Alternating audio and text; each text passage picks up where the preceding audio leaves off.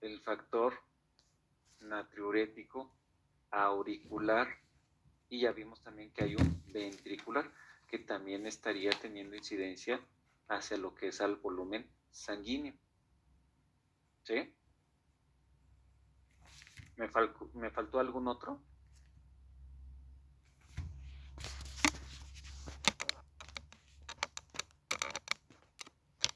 No, creo que no, ¿verdad? Esos serían los principales que van a estar regulando lo que es la circulación sistémica. Ya los otros que se vieron, pues va a ser más localizado, pero también en situaciones de enfermedades pueden actuar a nivel sistémico o en una forma sistémica. ¿Ok? Hasta aquí, ¿dudas, preguntas, chicos? No. Bueno, entonces seguimos. Sí, bueno, bueno, vamos a poder definir a la taquicardia como una aceleración o aumento del ritmo cardíaco. Este puede aparecer de forma ocasional o esporádicamente. Esto se debe a una alteración principalmente de los impulsos eléctricos y normales que controlan el bombeo del corazón, por lo que va a haber un bombeo menos eficiente y se va a reducir el flujo sanguíneo del resto del cuerpo, incluyendo el corazón. La frecuencia ventricular puede ser tan alta que la diástole será demasiado corta para el llenado adecuado de los ventrículos con sangre entre las contracciones, por lo que se verá afectado el gasto cardíaco, haciendo que se disminuya y aparezcan síntomas de insuficiencia cardíaca. Se va a Bueno, denominar aquí también... algo muy importante, perdón, Cintia. Cuando aumenta la frecuencia cardíaca, ¿qué fase del ciclo cardíaco se afecta más? En la diástole. La diástole. De hecho, la diástole dentro del ciclo cardíaco habíamos dicho que es la que más tiempo dura. La que menos tiempo dura sería la contracción, es decir, la sístole. Entonces, al acortarse la diástole, se va a disminuir el tiempo de llenado ventricular y esto va a repercutir directamente al volumen telediastólico. ¿Ok? Va a haber menor cantidad de volumen telediastólico. Por lo tanto, va a tener una repercusión directa al volumen sistólico, es decir, va a disminuir el volumen sistólico, disminuyendo en conclusión, o por lo tanto, el gasto cardíaco. ¿Ok? Pero hay que recordar de lo que vimos anteriormente, esto tiene límites fisiológicos. ¿Sí? ¿Por qué? Porque en un principio la taquicardia lejos va a disminuir lo que es el volumen sistólico siempre, pero al aumentar lo que es los latidos, si nosotros sumamos este volumen sistólico dentro de los límites fisiológicos, estaría aumentando el gasto cardíaco. Entonces, para que disminuya el gasto cardíaco, tiene que disminuir en una forma drástica lo que es el volumen sistólico. Y esto se va a dar a frecuencias muy elevadas que ahorita nos vas a decir. Por ejemplo, si nosotros ahorita vemos a una persona que aumenta la frecuencia cardíaca por arriba de los 100 latidos, es decir, vamos a decir 110, disminuye un poco lo que es el volumen sistólico, pero va a aumentar el gasto cardíaco. Pero ya cuando llegan hasta 400 latidos por minuto, que no es común, ajá, incluso cuando tienen esta frecuencia cardíaca, pues yo digo que no llegan a ese extremo, ¿eh? Llegarán a 230, 240, eso ya le estaríamos llamando fibrilación. Incluso el corazón no le va a dar tiempo de contraerse, siempre va a estar, vamos a decir, relajado, va a estar temblando nada más. Entonces a esa frecuencia cardíaca no va a estar bombeando nada de sangre el corazón, porque no le da tiempo ni de contraerse propiamente al corazón. A eso nosotros le vamos a llamar fibrilación, ¿sí? Nada más estaría temblando el corazón. Entonces, hay un límite en la cual el aumento de la frecuencia cardíaca aumenta el gasto cardíaco.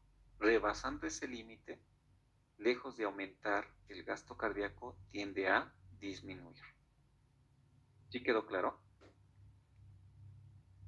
Sí, profe. Bueno, ¿qué más?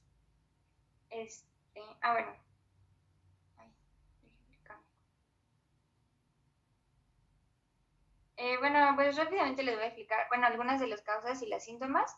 Dentro de las causas de la taquicardia se pueden pues dar por diversos factores, pero pues algunos de ellos son el consumo de alcohol y tabaco, consumo excesivo de cafeína o de bebidas con cafeína, y también se puede dar por la fiebre alta. Este es un punto importante porque el aumento de la temperatura aumenta la velocidad del metabolismo del nodo sinusal, que a su vez pues va a aumentar directamente su excitabilidad y la frecuencia del ritmo.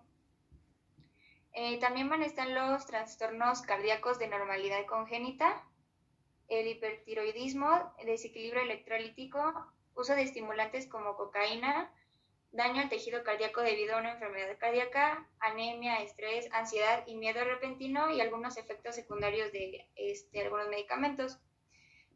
Sus síntomas pueden ser una frecuencia rápida de pulsos, mareo, falta de aliento, desmayo, latidos cardíacos irregulares y dolor en el pecho.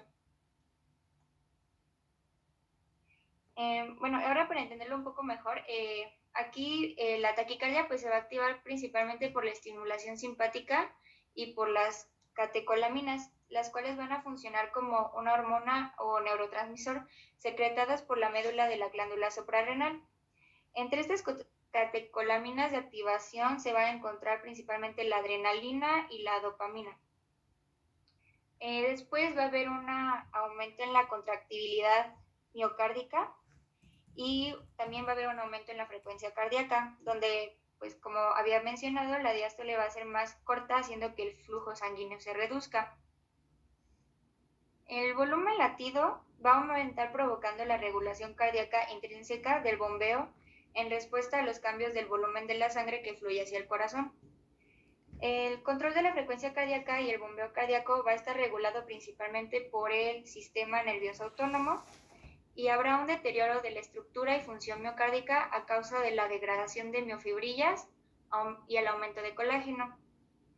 La debilidad simple del miocardio habitualmente aumenta la frecuencia cardíaca, una porque el corazón debilitado pues no bombea sangre hacia el árbol arterial en una cantidad normal, y este fenómeno va a provocar reducciones en la presión arterial y origina reflejos simpáticos que aumentan la frecuencia cardíaca.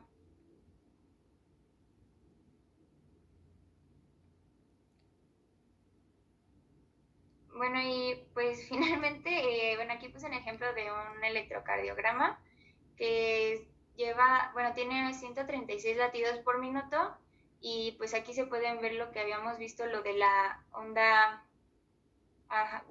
P, el segmento PR, la despolarización ventricular aquí del complejo QRS, donde la onda pues va a ser, bueno, muy positiva, y la repolarización ventricular, que es la onda T. Y pues eso sería todo. Y estas son mis bibliografías.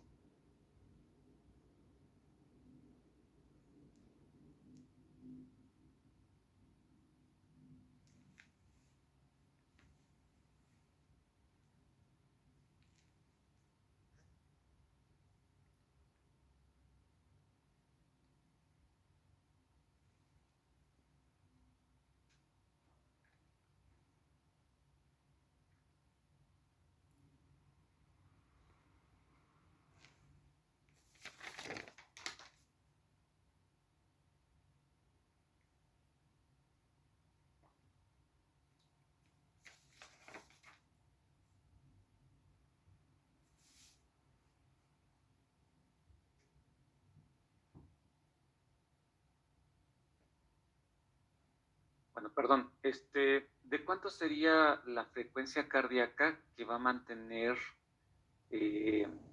un aumento de lo que es el gasto cardíaco, que sería fisiológicamente de los límites normales? ¿De cuánto sería la frecuencia cardíaca?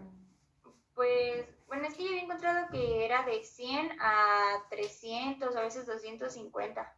¿Eso sería lo normal? ¿Llegar hasta 300, una frecuencia cardíaca de 300 latidos por minuto? No, le entendí que al revés entonces. O sea que se va, bueno, la taquicardia se va a Por dar ejemplo, cuando... tú vas a hacer ejercicio y eso va a requerir que aumente el gasto cardíaco porque el músculo estriado esquelético requiere mucha energía para que tú puedas hacer ejercicio. ¿Ok? Entonces, para aumentar lo que es el volumen sanguíneo y que puedas aportarle suficiente energía al músculo, dentro de los mecanismos que vas a hacer el cuerpo es aumentar la frecuencia cardíaca y la fuerza de contracción. ¿Y cómo lo va a hacer? Pues por medio de la liberación de las catecolaminas, principalmente las que se encuentran en la glándula suprarrenal. Esto va a tener el efecto de aumentar la frecuencia cardíaca y la fuerza de contracción. Pero ¿hasta cuánto puede aumentar? Que ojo, por eso es un mecanismo de compensación primario, porque se requiere aumento del gasto cardíaco. ¿Ok? ¿Y cuánto sería lo normal? El límite normal. Bueno, ese está entre 100, digo, entre 60 y pues 100 latidos. No. ¿A poco tú cuando has hecho ejercicio tienes una frecuencia de 100 latidos por minuto? No, bueno, aumenta. Pues sí, tiene que aumentar. ¿Cuánto? Pues tal vez como unos 120 latidos. ¿Tú crees? Tú cuando tienes un susto puede ser que aumente la frecuencia cardíaca hasta 120, 130. 150, doctor. 150. ¿A poco ustedes cuando han estado jugando, ya sea básquetbol, fútbol, ustedes creen que su corazón está latiendo a 150 latidos por minuto? 175, ¿no? Más o menos. Bueno, así le podemos ir sumando. Los libros les van a encontrar que en promedio sería máximo, vamos a decir, entre 180 hasta 200 latidos por minuto. Vamos a tomar ese rango.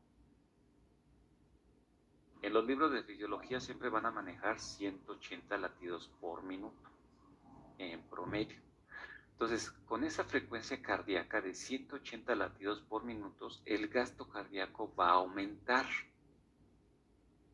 Pasando de esa frecuencia cardíaca, ya no aumenta mucho lo que es el gasto cardíaco. Y llegando hasta 200 latidos por minuto, el gasto cardíaco, pasando de 200 latidos por minuto, el gasto cardíaco empieza a disminuir. ¿Por qué? Porque el tiempo de llenado ventricular, es decir, el volumen telediastólico, disminuye, repercutiendo directamente a la disminución del volumen sistólico, es decir, gasto cardíaco. ¿Sí quedó claro? Entonces, normalmente cuando nosotros hacemos un ejercicio vigoroso, por ejemplo, el estar corriendo, o cuando alguien se encuentra amenazado y que vamos a decir que corre el riesgo la vida, pues bueno, nosotros lo que hacemos es salir corriendo, huyendo, ¿no? En ese momento aumenta la frecuencia cardíaca hasta por arriba de 180 latidos por minuto. Pero recuerden, este es un mecanismo de compensación transitorio que dura pocos minutos. ¿Ok? O en el caso de que estemos en una actividad, en un juego, pues bueno, va a durar durante todo el juego y posteriormente, una vez que termine lo que es la actividad, va a tender a disminuir. ¿Sí va quedando claro? Sí. Ok. Ahora bien, en procesos patológicos, porque si este mecanismo de compensación se mantiene en una forma constante, como por ejemplo en el estrés, cuando nosotros estamos estresados, aumenta la frecuencia cardíaca. Cuando nosotros ingerimos sustancias que aumentan la actividad adrenérgica, como por ejemplo, vamos a decir, aquellas personas que fuman, aumenta la frecuencia cardíaca, tiene un efecto inotrópico y cronotrópico positivo, por lo tanto, aumenta lo que es el volumen sanguíneo y la presión arterial. Por eso, estos factores que aumentan la frecuencia cardíaca, la fuerza de contracción, son factores para que las personas padezcan hipertensión arterial, porque después van a repercutir en los vasoreceptores, va a haber un mecanismo de acondicionamiento, ¿ok? Y es cuando ya esto puede ocasionar una enfermedad. Y ya dijiste que este aumento de la frecuencia cardíaca va a perjudicar a nivel de las fibras cardíacas, modificando la cantidad de tejido de colágeno. ¿Ok? Entonces, por eso nosotros estamos viendo que el aumento de la frecuencia cardíaca es un mecanismo de compensación primario de poco tiempo de duración. ¿Vale? Hasta Sí, aquí, profe. dudas, preguntas.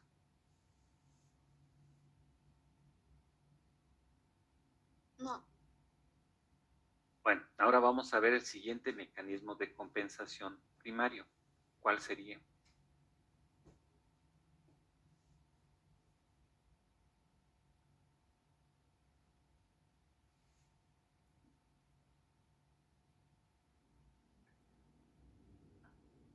¿Sí sabes? Sí. Bueno, entonces vamos a pasar con el siguiente que sería dilatación.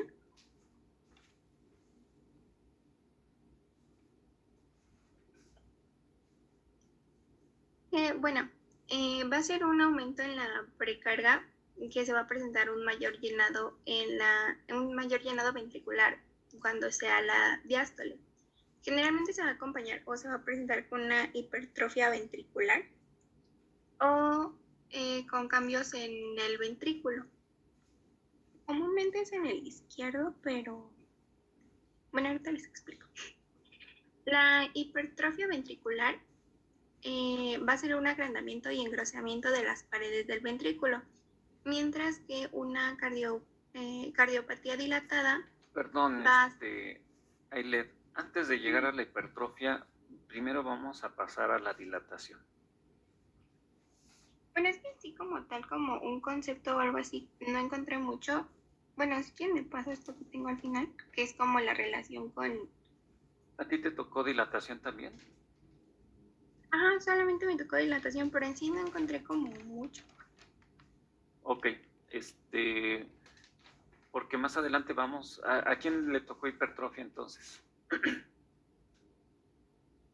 A mí, Ali. Ok. Es importante entender, y sí, no vas a encontrar mucho, la verdad es poco, pero tiene mucho que ver o está relacionado con la ley de Frank-Starling. Entonces no vamos a hablar ahorita de hipertrofia, porque para que haya hipertrofia primero tiene que haber dilatación. ¿Vale? Bueno, entonces háblanos, ¿qué es la dilatación? Porque es un mecanismo de compensación primario. Bueno, de respecto a esto que menciona de la ley de Frank Starling, sí encontré que No, estaba. primero vamos, ¿cómo es que se dilata o hay una dilatación? ¿Por qué ocasiona o hay ello? Bueno, no sé si se refiere a esta parte en el proceso y la relación que va a tener con el gasto cardíaco. Ok, muy bien. Bueno, pues entonces encontré que por eh, la disminución del flujo de sangre y la sístole se va a compensar, por así decirlo, el gasto cardíaco. Y esto puede ser por aumentar la frecuencia cardíaca, que se le llama una respuesta de corto plazo, o aumentar el volumen telediastólico, que va a ser una respuesta a un mediano plazo. Es decir, la frecuencia cardíaca, la taquicardia es a corto plazo, ya habíamos dicho que no puede durar mucho tiempo. Sin embargo, para que haya una dilatación, sí es a mediano plazo, no va a ser una dilatación en forma inmediata. Yo les había dicho que para poder entender estos mecanismos deben de retomar los temas que se ha visto anteriormente. y entre ellos debieron haber retomado lo que es la contracción y relajación muscular, debieron haber tomado o retomado los conceptos de precarga, poscarga, ¿sí? De lo que es lo que es tensión, ¿sí? Parietal, tensión transmural, es decir, retomar lo que es la ley de Laplace,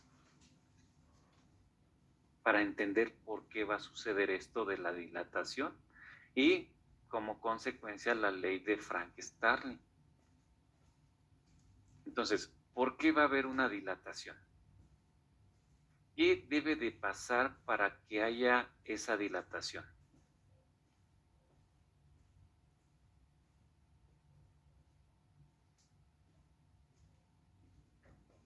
La relajación de las fibras de músculo cardíaco. No. ¿El aumento del flujo sanguíneo? ¿A dónde? Al ventrículo. Al ventrículo. ¿Y cómo se da ese aumento de flujo sanguíneo al ventrículo? ¿Y a cuál ventrículo? Al izquierdo, ¿no? Antes de ese.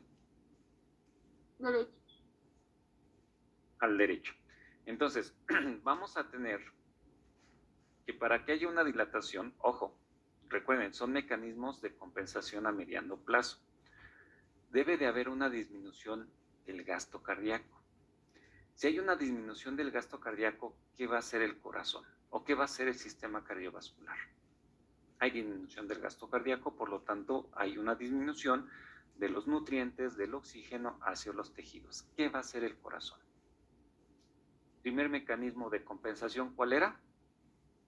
Aumentar la frecuencia cardíaca. Perfecto. Aumentar la frecuencia cardíaca para aumentar el gasto cardíaco. Ok.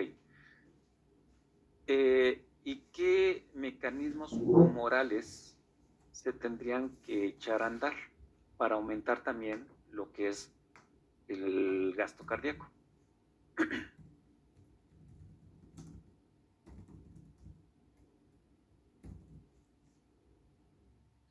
Para que haya un aumento del gasto cardíaco, ¿qué tiene que haber? ¿Qué tiene que pasar? Ya me dijeron que sería una actividad sistema nervioso central, una respuesta simpática. Perfecto. Estimular los receptores beta. Beta 1 para aumentar la fuerza de frecuencia cardíaca y la fuerza de contracción. Es decir, efecto cronotrópico e inotrópico. Muy bien. ¿Qué más? A nivel periférico, pues va a aumentar las resistencias periféricas porque va a tener un efecto alfa, alfa 1. Ok, muy bien. ¿Qué más? Podría ser también una activación del sistema renina angiotensina Muy bien. aldosterona. ¿Qué va a ser el sistema renina angiotensina aldosterona? Aumentará también, ayuda a aumentar el gasto cardíaco, ¿no? ¿Cómo? Mediante la liberación de angiotensina 2. Ok, va a ser lo que es una vasoconstricción. Ajá. Ok, muy bien. ¿Qué más? Todas las sustancias que vimos que ocasionan una vasoconstricción va a estar presente para aumentar lo que es la resistencia y por lo tanto lo que es la presión arterial, o vas a tener como consecuencia eso. ¿Qué más? ¿Qué se necesita para que aumente el gasto cardíaco?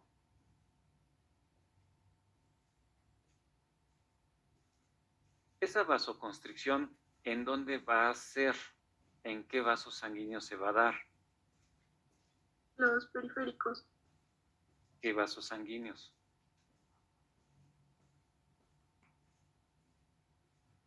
¿Cuántos vasos sanguíneos tenemos? Tipos de vasos sanguíneos.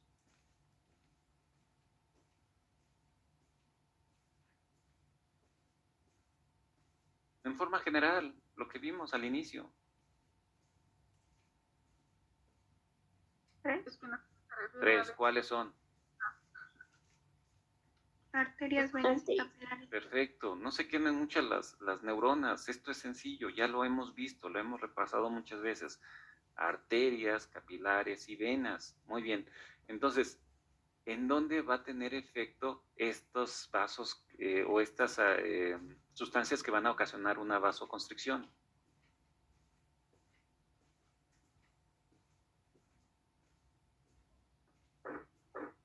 La garganta. Ya lo vimos. ¿En dónde están los receptores alfa?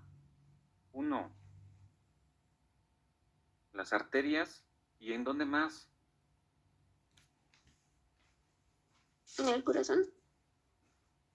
No, en el corazón están los beta 1.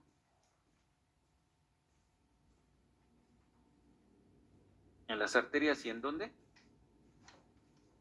Venas y capilares. En las venas, perfecto. Dentro de la clasificación funcional de las venas, ¿cuál es? ¿Qué función tienen las venas? Discapacitancia. Decapacitancia. Y si hay una vasoconstricción, ¿qué va a hacer? ¿Qué va a suceder? Esa sangre va a regresar al corazón. Que haya un mayor retorno venoso. Perfecto. Por lo tanto, ¿qué va a suceder en la aurícula o en el ventrículo derecho?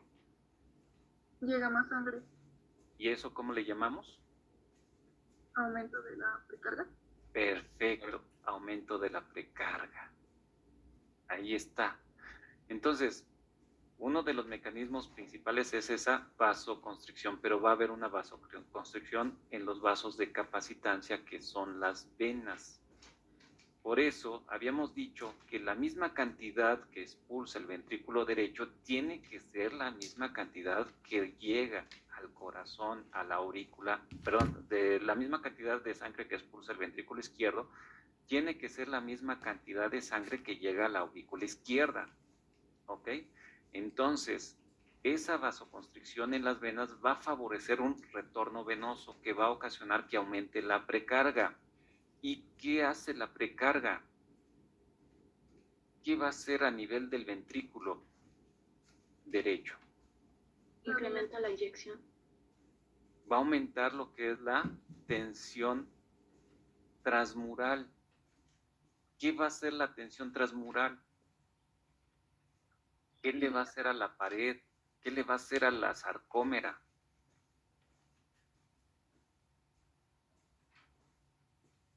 Relaja la sarcómera. No la relaja, la estira.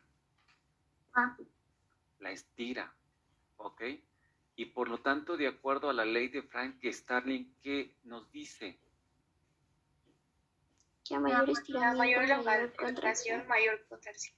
Mayor fuerza de contracción, por lo tanto, aumenta el gasto cardíaco, ¿ok? Lo mismo que le está pasando al ventrículo derecho, le va a pasar al ventrículo izquierdo, porque ya dijimos que la misma cantidad de sangre que llega a la aurícula derecha tiene que ser la misma cantidad de sangre que se expulsa en el ventrículo, perdón, la misma cantidad que llega de sangre que llega a la aurícula derecha, sí, tiene que ser la misma cantidad de sangre que expulsa el ventrículo izquierdo. ¿Sí quedó claro? Entonces, al aumentar la precarga va a hacer que se estire mayor la cavidad del ventrículo. Hay mayor tensión transmural. Por lo tanto, esto es lo que hace que se estire la cavidad del ventrículo. Si está constantemente llegando mayor retorno venoso a las cavidades auriculares, esto va a hacer que se empiece a dilatar la cavidad ventricular. Y de acuerdo a la ley de Frank-Starling, tiene que haber una mayor fuerza de contracción para expulsar mayor volumen sistólico. La precarga es el volumen telediastólico. ¿Sí? ¿Hasta aquí quedó claro? Esta es la función de la dilatación como un mecanismo de compensación a mediano plazo. Entonces, aquellas personas que están haciendo ejercicio o que empiezan a hacer ejercicio y este se mantiene constante, en un principio, para aumentar el gasto cardíaco a mediano plazo, el corazón va a tenderse a dilatar. Y habíamos dicho que este estiramiento de la sarcómera tiene límites fisiológicos normales. porque ya cuando se vuelve patológico, pues vamos a ver que este mecanismo de compensación ya no va a servir. Va a tener que echar mano de otro mecanismo de compensación de a un plazo más largo, que viene siendo la hipertrofia cardíaca. ¿Quedó claro? Ahora, esta precarga también tiene que ver con la poscarga. ¿Qué es la poscarga? La eyección de la sangre hacia las arterias, bueno, la aorta. No, La presión que tiene la aorta. perfecto, es la presión que tiene la aorta. Sería la presión que se está oponiendo a la expulsión del volumen sistólico. ¿Ok? Entonces, si están aumentadas las resistencias periféricas totales, el corazón tiene que hacer una mayor fuerza de contracción para aumentar el volumen sistólico o para mantener un volumen sistólico. Pero si es más grande las resistencias periféricas totales, es decir, la poscarga, se va a quedar sangre o va a aumentar el volumen residual. Y si este volumen residual aumentado le sumamos lo que es el volumen que va a venir de las aurículas, el volumen telediastólico va a aumentar, por lo tanto también va a hacer que se dilaten las paredes del ventrículo. ¿Sí va quedando claro? Sí, profe. Entonces, en los pacientes que tienen hipertensión arterial sistémica, las resistencias periféricas están aumentadas. Entonces, en un principio, el corazón va a dilatarse porque está aumentada la poscarga, se va a dilatar. Y después, para poder mantener un gasto cardíaco constante, va a tener que hipertrofiarse para lograr expulsar la sangre que se requiere en el cuerpo, es decir, va a aumentar la fuerza de contracción por una hipertrofia para mantener un volumen sistólico constante, un gasto cardíaco constante que pueda satisfacer las demandas de los tejidos. Se empieza a hipertrofiar.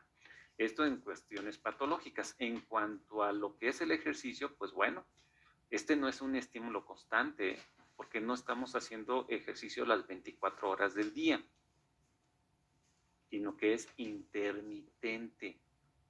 Por eso no es patológico, por eso no hay una enfermedad, comparado con aquellas personas que tienen un estrés más constante.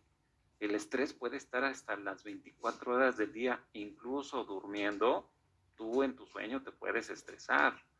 O durante las 12 horas del día que estás despierto, o más de 12 horas del día, que pueden ser hasta 14 o 16 horas al día despierto, puedes estar bajo estrés constante. ¿Sí queda claro? Sí.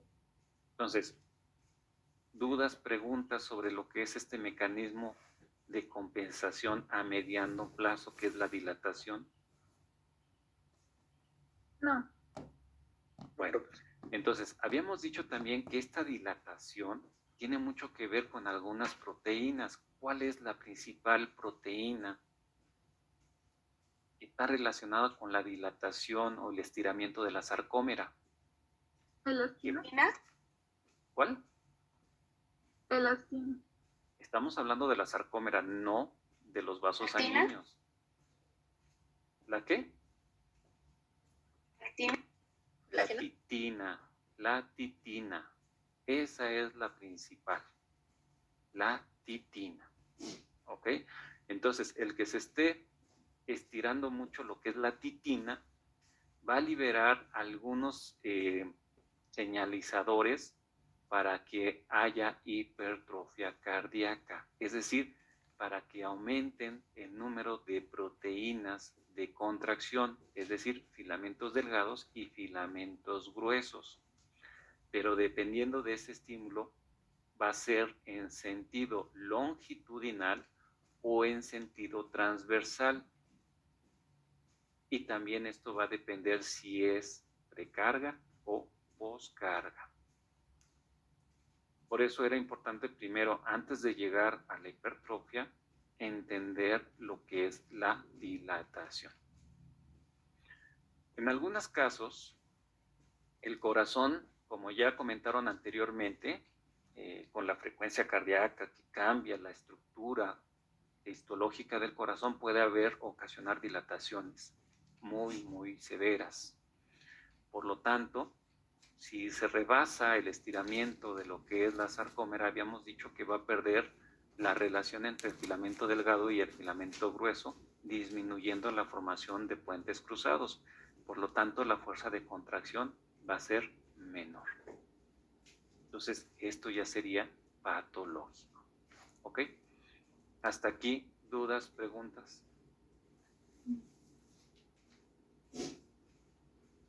No. ¿Sí quedó claro? Sí. Sí. Bueno, ¿qué más nos podrías decir? ¿Quién está exponiendo? ¿Eres Ailet? Ay, ujú. Ah, ok, perfecto. ¿Qué más, Ailet? No, pues es que lo demás sí era más como relacionado a la hipertrofia y a la cardiopatía dilatada. Ok, entonces hazme un resumen de lo que acabamos de hablar sobre la dilatación. ¿Cuál es la importancia entonces? Bueno, pues entonces por lo que entendí va a ser como la regulación ante la presencia de la vasoconstricción de los vasos, donde pues por del aumento del flujo sanguíneo se va a producir un estímulo en la sarcómera que va a hacer que el ventrículo tenga una modificación, por así decirlo, para poder compensar el gasto cardíaco, ya sea aumentando su frecuencia cardíaca o aumentando el volumen telediastólico. ¿Cómo va a aumentar ese volumen telediastólico? Con el aumento de la poscarga y la precarga. Ok, puede ser cualquiera de las dos. Por lo tanto, ¿qué va a pasar? ¿Qué tiene que haber para que aumente lo que es principalmente la precarga?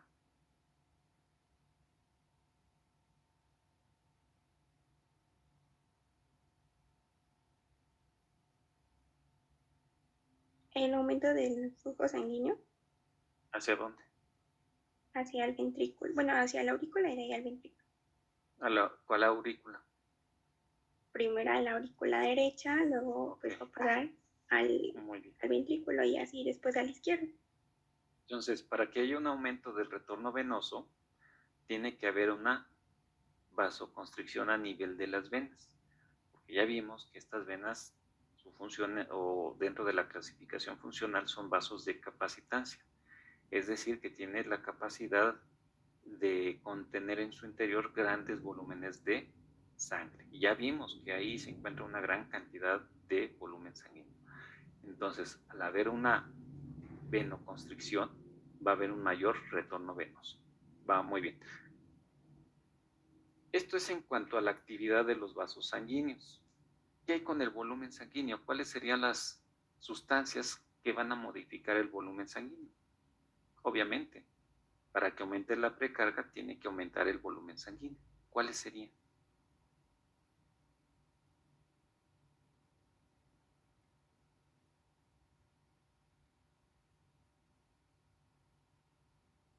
No sé si sería como un aumento en la adrenalina. No, la adrenalina no va a aumentar el volumen sanguíneo. Esta va a tener acción, ya dijimos que a nivel del corazón, en el nodo sinusal, lo que es el nodo auriculoventricular, el haz de His, y directamente los cardiomiocitos de trabajo. Es decir, va a haber un efecto inotrópico, cronotrópico, dromotrópico, batmotrópico y lusotrópico positivos. Y en los vasos sanguíneos una vasoconstricción, tanto en las arterias como en las venas. ¿Cómo se modificaría el volumen? modificando o aumentando el volumen, estaríamos aumentando la precarga. Y al aumentar la precarga, aumenta la tensión transmural. Y al aumentar la tensión transmural, aumenta, o bueno, vamos a encontrar lo que es la dilatación ventricular. Y al aumentar la dilatación, de acuerdo a la ley de Frank-Starling, mayor fuerza de contracción dentro de los límites fisiológicos normales. Entonces, ¿cuáles serían las sustancias que van a aumentar el volumen sanguíneo? Te ayudo, un mineralocorticoide que se produce en la corteza suprarrenal.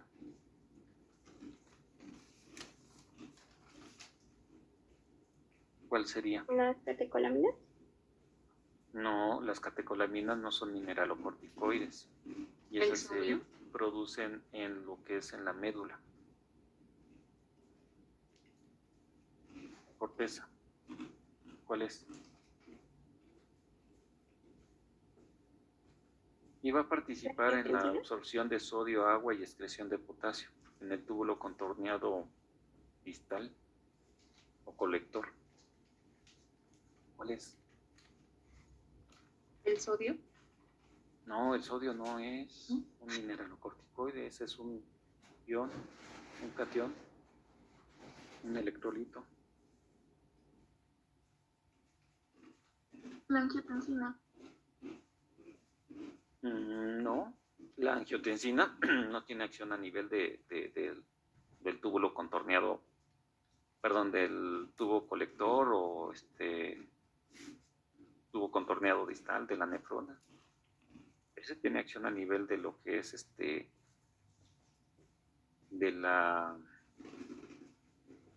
los vasos sanguíneos. La angiotensina, sobre todo 2, es un vasoconstrictor. ¿Es vasoconstrictor o vasodilatador?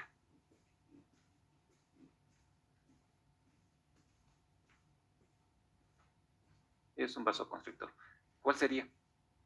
¿La aldosterona? La aldosterona. Entonces, ¿qué va a hacer la aldosterona? Va a disminuir va a hacer una reabsorción de agua y de sodio y va a excretar potasio. Por lo tanto, va a aumentar el volumen sanguíneo, la aldosterona. ¿Qué otro?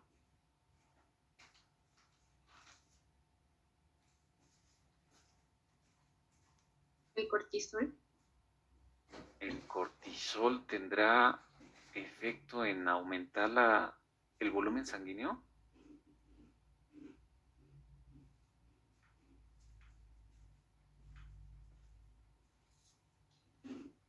Pues no.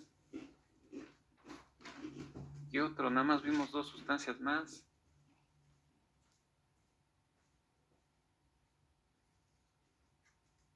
Y uno se produce en el corazón y otro en el sistema nervioso central, en la neurohipófisis, se va a almacenar. La ¿Adrenalina? La adrenalina se produce o se almacena en la neurohipófisis. es la vasopresina. La vasopresina o antidiurética aumenta el volumen sanguíneo. ¿Y en el corazón qué sustancia se produce para aumentar el volumen sanguíneo? Adenosina. La adenosina.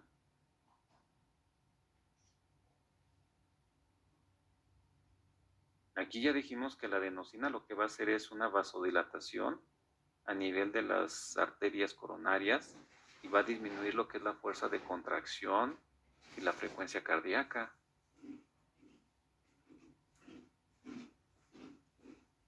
La vasopresina, doctor. Esa ya dijimos que es a nivel del sistema nervioso central.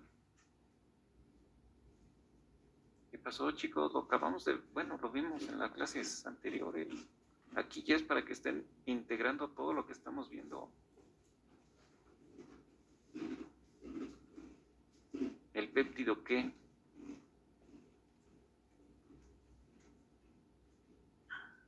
Natriurético. Pues sí, péptido natriurético auricular y ventricular. esos van a aumentar el volumen sanguíneo. Al aumentar el volumen sanguíneo, pues va a aumentar lo que es la precarga. Y al aumentar la precarga, pues va a haber dilatación. Y eso nos los tienen que decir más adelante en los mecanismos secundarios. Profe, ¿Sí? pero el péptido natriurético al revés no reaccionaba al aumento del flujo sanguíneo, pero no lo aumenta, sino reacciona a eso, ¿no? Sí, verdad, tienes razón. Sí, Sí, por eso perdón. me lo decía. Nada más sería la vasopresina. Sí, tienes razón. Ok. Y la aldosterona. ¿Hasta aquí quedó claro, chicos?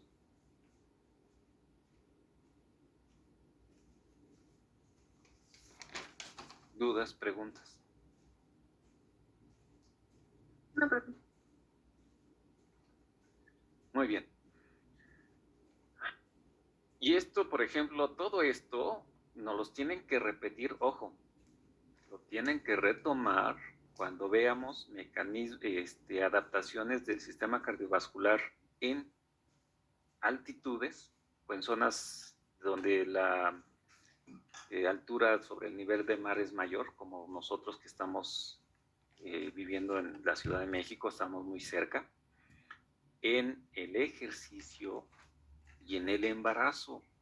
Tienen que retomar nuevamente todo esto que ya se está viendo y lo que se vio previamente para entender cómo se va a adaptar a esas nuevas condiciones fisiológicamente normal. ¿Ok? Bueno, muy bien, continuamos. ¿Quién sigue?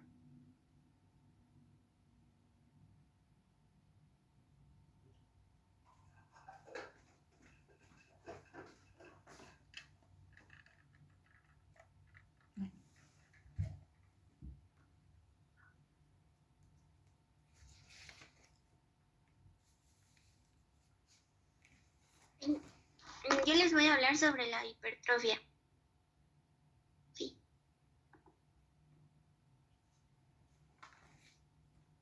Como definición vamos a tener que la hipertrofia cardíaca es un aumento del tamaño en las células miocárdicas y también responde como un mecanismo adaptativo al que recurre el miocardio ante la sobrecarga de trabajo. Vamos a tener diferente patrón de hipertrofia según el estímulo que la origine. Estos dos estímulos puede ser por la sobrecarga de presión del ventrículo izquierdo, que se produce con más frecuencia. Cuando el ventrículo debe bombear la sangre contra una presión anormal y crónicamente aumentada, como es en el caso de la hipertensión arterial o la estenosis aórtica, donde la válvula aórtica pues no se abre bien y provoca una situación similar. Y el otro estímulo vamos a tener cuando el ventrículo derecho no tiene la misma capacidad de hipertrofiarse que el izquierdo, por lo que ante estas situaciones de aumento de poscarga derecha, como la hipertensión pulmonar, se produce la claudicación. La claudicación es la detención de alguna función del organismo, en este caso del miocardio. La clasificación vamos a tener hipertrofia concéntrica y extrínseca. En la concéntrica es una respuesta ante la sobrecarga de presión. Esta adaptación no es inmediata, puede tardar meses o años y implica un aumento del espesor de la pared del ventrículo izquierdo con la disminución de la luz de la cavidad. Y en la extrínseca vamos a tener que se genera un aumento leve del grosor de la cavidad en relación con el incremento del diámetro y produce un aumento en la masa ventricular con índices contráctiles normales y volúmenes de expulsión elevados.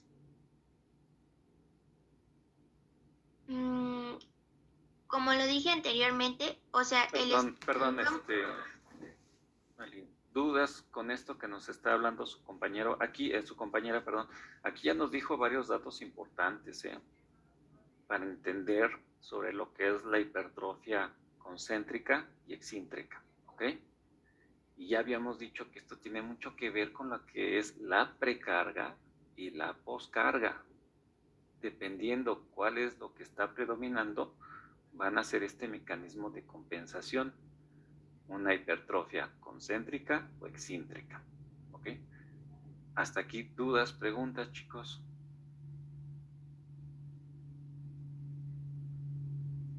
Sí, la intrínseca, ¿o cuál había dicho? Extrínseca, algo así.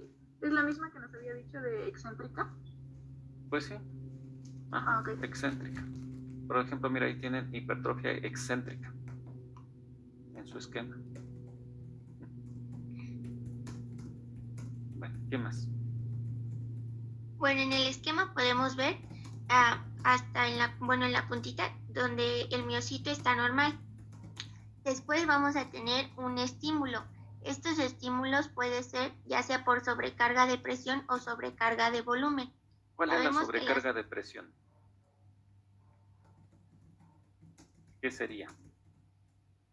De acuerdo a los términos que hemos visto para que tus compañeros lo relacionen. ¿Y cuál sería la sobrecarga de volumen? Que ya se los he dicho.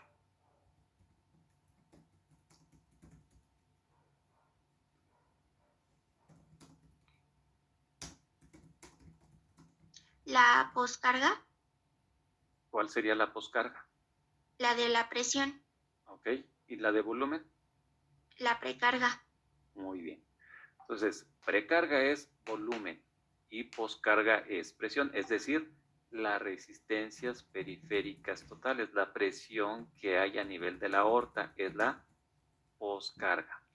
Y el volumen sería la cantidad de sangre que va a dilatar las cavidades, es decir, el volumen telediastólico. ¿Ok? Bueno, muy bien. ¿Qué más, Aline? Bueno, y aquí en el esquema tenemos que, bueno, el estímulo puede ser por la precarga o poscarga, ¿no? Entonces, en la presión va a ser por poscarga y vamos a tener que puede ser, bueno, se puede dar fisiológicamente o patológicamente. En lo fisiológico, como ejemplo, nos da los levantadores de pesas y en lo patológico nos dan el padecimiento de hipertensión o constricción aórtica y estos pueden dar la hipertrofia concéntrica, donde nuestro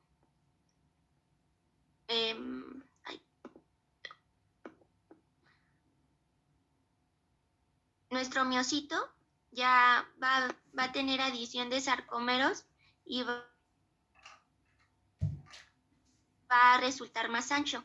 Y en la de la precarga vamos a tener también fisiológico y patológico. En el fisiológico puede ser un ejemplo los corredores o los que practican natación y en el patológico una enfermedad valvular y nos da la hipertrofia excéntrica, en donde la adición de sarcómeros en serie va a resultar un miocito más delgado.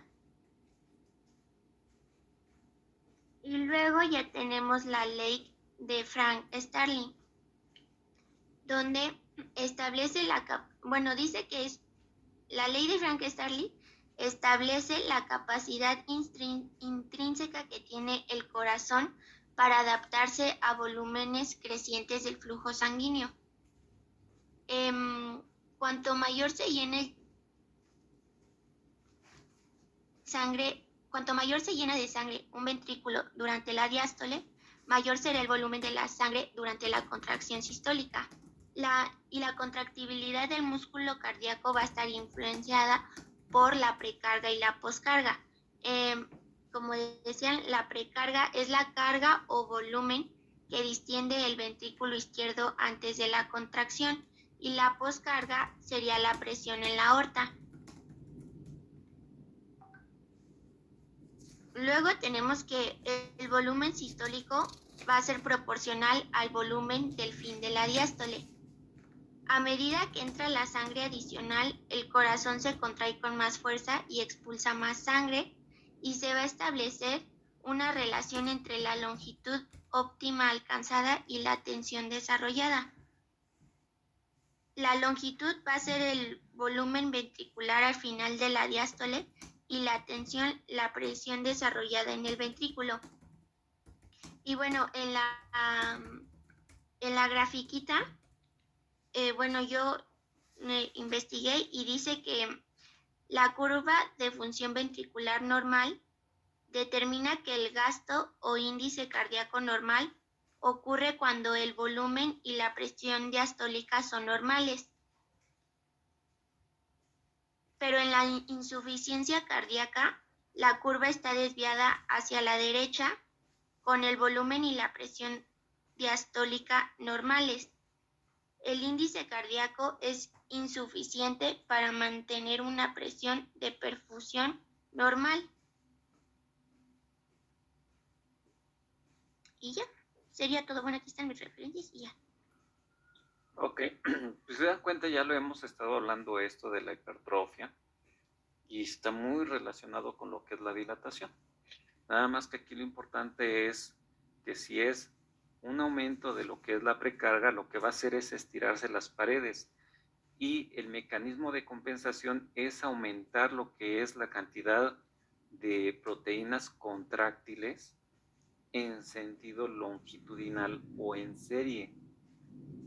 Mientras, y esto va a hacer que aumente lo que es la cavidad ventricular, pero que la pared del ventrículo no se va a engrosar mucho. Sí se va a engrosar, pero no es mucho.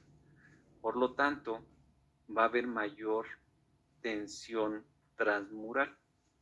Y es por eso que en situaciones patológicas, pues bueno, esto va a ocasionar que la fuerza de contracción que realice el ventrículo no sea lo suficiente para mantener un gasto cardíaco constante. Y es cuando las personas caen en una insuficiencia cardíaca. En las personas que hacen ejercicio, sí hay engrosamiento de la pared, ¿ok? Y de hecho no va a aumentar mucho lo que es el tamaño de la cavidad ventricular, se va a mantener constante, ¿ok? Por lo tanto, aquí sí va a haber una mayor fuerza de contracción, ¿vale?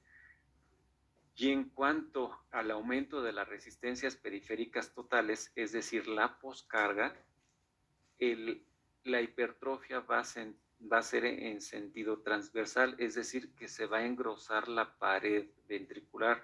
Los cardiomiocitos van a crecer, o bueno, no los cardiomiocitos, las proteínas de contracción van a hacer que se ensanche lo que es la pared. Y esto sí puede ocasionar que haya una disminución de la cavidad ventricular. Por lo tanto, el volumen telediastólico estaría disminuyendo. Y quiere decir que también estaría ocasionando una disminución del volumen sistólico. ¿Ok? Pero ya nos dijo su compañera que hay actividades o ejercicios que van a favorecer el aumento de las resistencias periféricas totales, que es sobre todo aquellos deportes que hay un esfuerzo físico muy grande. Por ejemplo, la halterofilia, que levantan pesas. ¿Ok? Entonces va a favorecer este tipo de hipertrofia. ¿Ok? Ahora, un efecto o algo que vamos a encontrar al aumentar el grosor de la pared es que la circulación coronaria también se tiene que modificar. Tiene que aumentar lo que son los vasos sanguíneos para poder aportar flujo sanguíneo a esa pared engrosada que se ha hecho más grueso. Entonces, en la hipertrofia concéntrica no es suficiente la cantidad de irrigación que tiene el músculo o el requerimiento del músculo porque está más grueso, ¿sí? Entonces, por eso los pacientes que tienen este tipo de hipertrofia tienen mayor riesgo de padecer una isquemia. ¿Y quedó claro? Por eso los pacientes con hipertensión arterial tienen mayor probabilidad, si es que tienen esta hipertrofia concéntrica, de padecer infarto agudo al miocardio o angina de pecho. Por eso aquellas personas que hacen deporte y toman sustancias para aumentar la masa muscular, aumentan las resistencias periféricas totales, cuando están jugando caen en un paro fulminante. ¿Sí? Por eso cuando hay un paciente que le encanta fumar, pues va a tener aumento de las resistencias periféricas totales y esto va a traer como consecuencia una hipertrofia cardíaca y también es un factor importante para la hipertensión o infarto agudo al miocardio. ¿Hasta aquí quedó claro? Sí, profe. Bueno, vamos a tomar un pequeño receso, ¿les parece? De 10 minutos. Sí, está bien. Sí. Nos vemos al